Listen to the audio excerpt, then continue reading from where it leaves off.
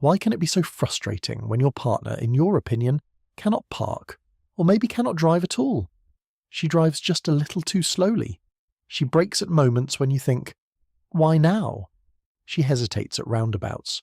She checks the mirrors 17 times, and parking suddenly becomes a dramatic miniseries with tension, silence, plot twists, and absolutely no guarantee of a happy ending. Meanwhile, you're sitting next to her, with your whole body locked in survival mode. One hand on the door handle, one foot pressing an invisible brake, your face calm on the outside, but inside, your nervous system is already writing a goodbye letter. At first, this looks like a simple argument about driving, but psychologically it often goes much deeper. Because when you are the passenger, you experience something very specific. Loss of control. You can see everything. You can predict danger. You can imagine exactly what you would do differently. But you cannot actually control the car, and the human brain does not love that. Our brain is built to scan for risk, especially in traffic, where everything moves quickly and mistakes can have consequences. So when your partner drives in a way that feels unpredictable, your brain may interpret that as danger.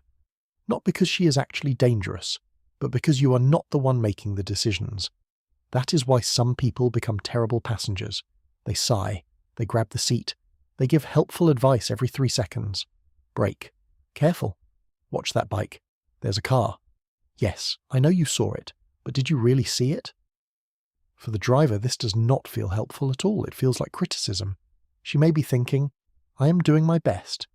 I know how to drive. Why is he treating me like I stole this car 5 minutes ago? And that is where the emotional conflict begins. Because for him, his comments feel like safety. But for her, they feel like mistrust. He thinks, I am just trying to prevent disaster.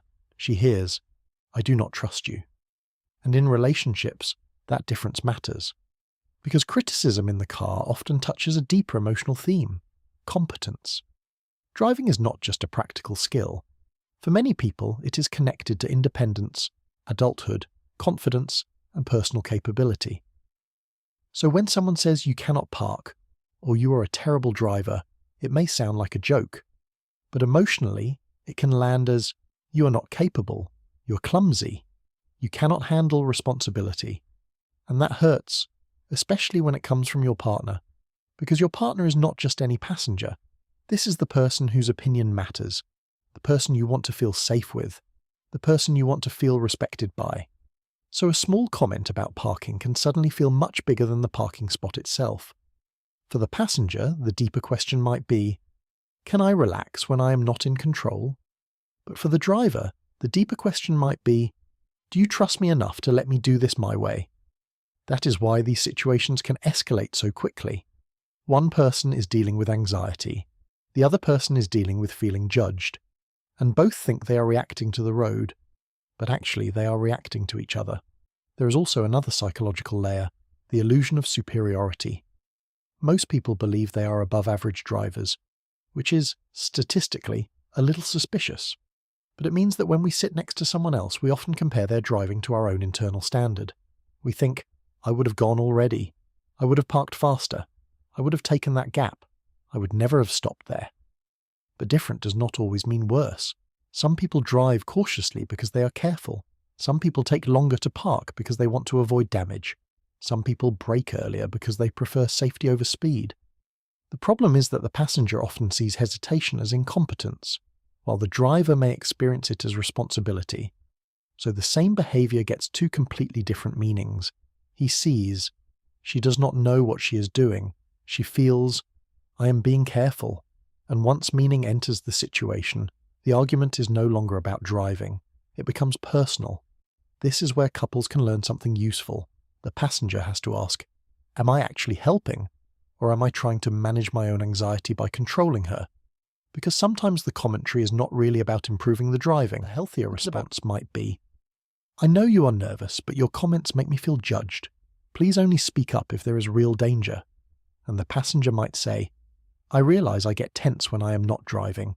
I will try to trust you more and stop narrating the entire journey like a traffic instructor with unresolved trauma. Because that is often what love asks from us. Not that we always agree, not that we have the same driving style, Not that parking suddenly becomes beautiful choreography, but that we understand what is really happening underneath the irritation. Sometimes the issue is not the speed, not the braking, not the parking. Sometimes the real issue is control, trust, anxiety, and respect. So the next time she's trying to park and he is silently preparing for the end of civilization, maybe the real question is not, can she park this car perfectly? The deeper question is, can he trust her enough to stay calm, and can she feel respected enough to keep driving with confidence?